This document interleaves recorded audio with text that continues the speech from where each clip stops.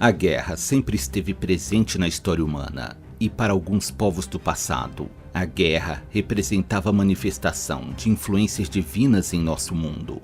Em diversas culturas, os guerreiros eram parte vital da sociedade, e os mais habilidosos eram reverenciados por seus semelhantes. Mas existiram casos onde até mesmo os guerreiros mais respeitáveis perdiam o autocontrole durante as batalhas e assumiam um comportamento animalesco, o que amedrontava até mesmo seus companheiros. Certamente, fazer parte de uma batalha na antiguidade era uma experiência assustadora. Era necessária muita coragem para enfrentar lanças, machados, flechas e espadas. E para auxiliar os guerreiros a se manterem firmes na luta, eram realizados rituais de preparação antes do combate. Nestes rituais, era comum que alguns guerreiros vestissem a pele de animais, como lobos e ursos, e assim, acreditavam que recebiam a força e a coragem destes animais. Juntamente com o uso das peles, os guerreiros realizavam danças de guerra para preparar a mente e o corpo para enfrentar a luta que se aproximava. E foi dessa combinação de elementos naturais e psicológicos que surgiram os Berserkers. Relatos sobre guerreiros que entravam em um estado de fúria descontrolada estão presentes em diversas culturas, mas foi durante a Era Viking que o termo Berserker passou a se popularizar. Estes eram guerreiros nórdicos, muito presentes na cultura viking, sendo principalmente adeptos ao culto do deus Odin. Não existe uma tradução exata para a palavra Berserker, podendo ser traduzida livremente como pele de urso. Existem muitas histórias nas sagas e poemas da Era Viking que contam sobre a bravura e a ferocidade dos Berserkers. Em um poema escrito por volta do ano 1200, os Berserkers são descritos como guerreiros que avançavam contra a linha inimiga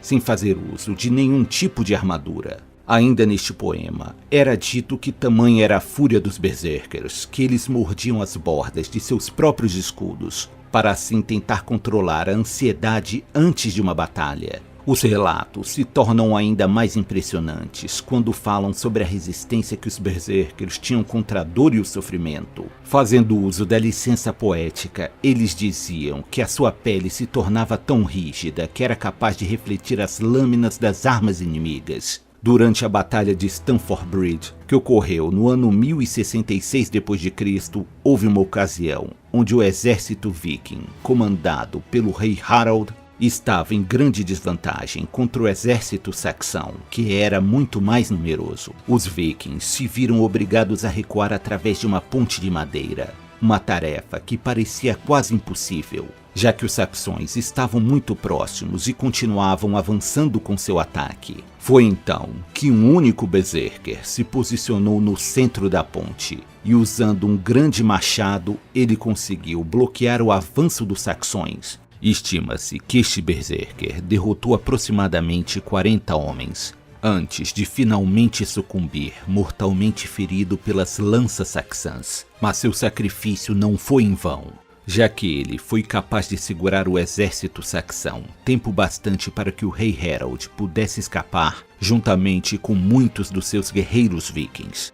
Os berserkers eram considerados soldados especiais, e por isso eram empregados em momentos específicos das batalhas. Uma das opções era enviar os berserkers contra uma parede de escudos inimigas, e assim eles avançariam sem medo da morte, gerando grande caos e confusão e criando aberturas para os guerreiros que vinham atrás. Outra forma de fazer uso da agressividade dos berserkers era mantê-los na retaguarda, e quando a força dos exércitos inimigos estivessem ocupadas nas paredes de escudo, os berserkers avançariam de surpresa, e com sede de sangue, eles causariam grandes estragos. Não era por acaso que os antigos padres católicos descreviam os berserkers como homens possuídos por demônios.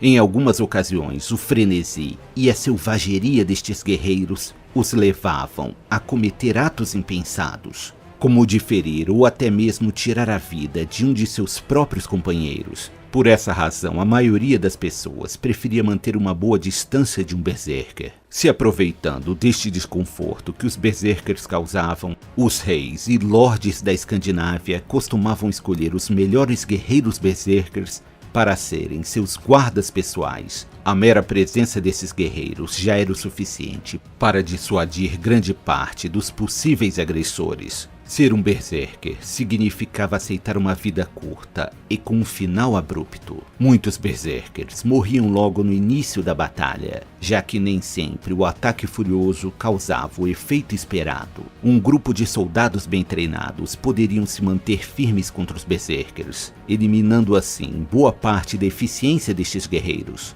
Contudo, linhas de soldados inexperientes tremiam na presença destes guerreiros. Outro fator que poderia encurtar a vida de um berserker era sua falta de equilíbrio mental, e muitos não conseguiam se comportar normalmente no dia a dia, entrando em brigas violentas e muitas vezes sem razão alguma. As lendas nórdicas contam sobre berserkers que, após viverem muito tempo sozinhos nas florestas, se transformavam em ursos de verdade. E sob essa nova forma ficavam condenados a viver pelo resto da vida como animais selvagens. Não se sabe ao certo o que causava tamanho descontrole e violência no comportamento dos berserkers. As teorias vão desde o uso de bebidas e plantas alucinógenas até um estado de transe autoinduzido durante os rituais em homenagem ao deus Odin.